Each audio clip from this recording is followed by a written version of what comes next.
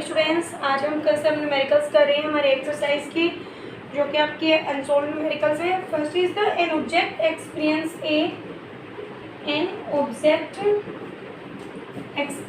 A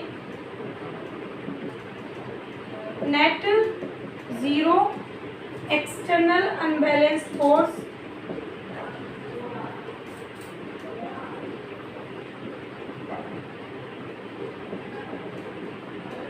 is it possible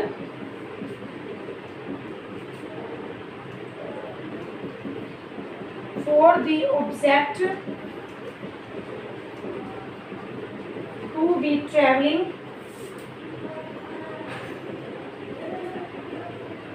with a non-zero velocity? तो if yes, state the condition that must be placed on magnitude and direction of velocity. Question क्या है आपका, कोई object है, उसके ऊपर हम net no zero external unbalanced force लगा रहे हैं। मतलब क्या है, ये ऑब्जेक्ट यहाँ पे है, इसके ऊपर जो एक्सटर्नल अनबैलेंस्ड फोर्स है जीरो है। इसका मतलब फोर्स है सारा का सारा कौन सा फोर्स है, बैलेंस्ड फोर्स। तो अब हमें क्वेश्चन बताना है, क्या वो पार्टिकल एक नॉन जीरो वेलोसिटी के साथ मूव करेगी? तो यस, बिकॉज हमारे पास क्या है, उसके ऑब्जेक्ट के ऊपर कोई भी फोर्स नहीं लग रहा। जैसे वो पहले मूव कर रही थी तो वो तो वैसे ही मूव करती रहेगी। कंडीशन क्या है, उसका मैग्नीट्यूड और डायरेक्शन क्या होंगे, सेम होंगे। Yes, the object move with the constant velocity because no external unbalanced force apply on the object, due to it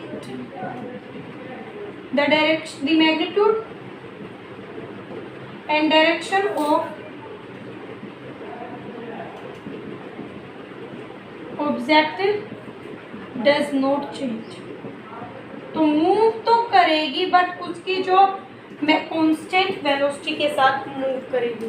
okay, उसके बाद हमारा नेक्स्ट क्वेश्चन है, जब हम कोई कारपेट है, ओके, उसको किसी स्टिक के साथ बीटन करते हैं तो आपका क्या होता है, तो उसमें 10 पार्टिकल्स कम आउट क्यों होते हैं? तो वहन ए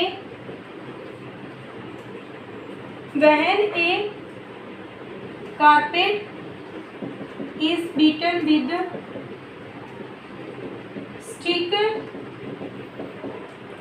then why dust particles come?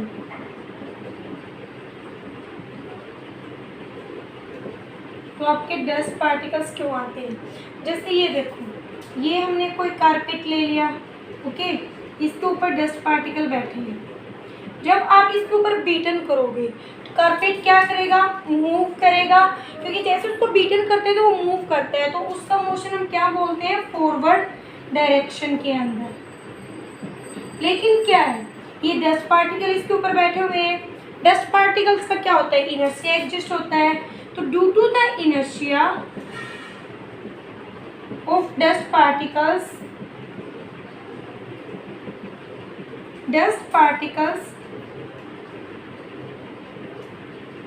resist the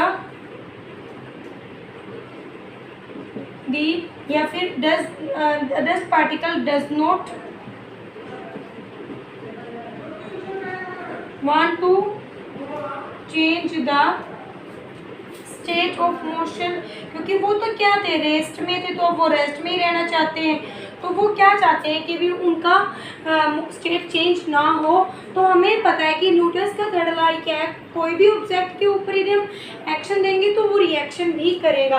तो जैसे ही स्टिक से हम कारपेट को बीटन करते हैं तो कारपेट उल्टा उसके ऊपर रिएक्ट करेगा। तो उसके लिए उसके मोशन को अपोज कर, इनर्शिया को कम करने के लिए डस्ट पार्टिकल का, तो डस्ट पार्टिकल्स को कहाँ पे, बैकवर्ड डायरेक्शन के अंदर मोशन करना पड़ेगा।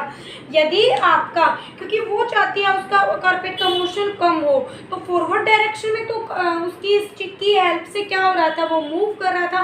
तो डस्ट पार्टिकल चाहते हैं कि भी उसके स्टेट चेंज ना हो, तो इस वजह से जो डस्ट पार्टिकल है वो आपके बैकवर्ड डायरेक्शन के अंदर उसके ऊपर क्या होगा, फोर्स अप्लाई होगा। ओके, तो सो टू ओवरकम द, या अपोज लिख सकते हो, the forward motion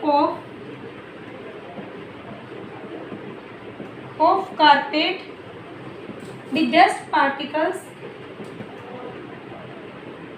the backward force is applied on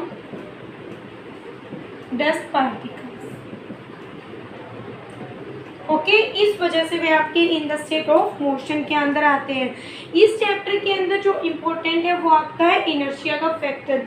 inertia have a important role to take place the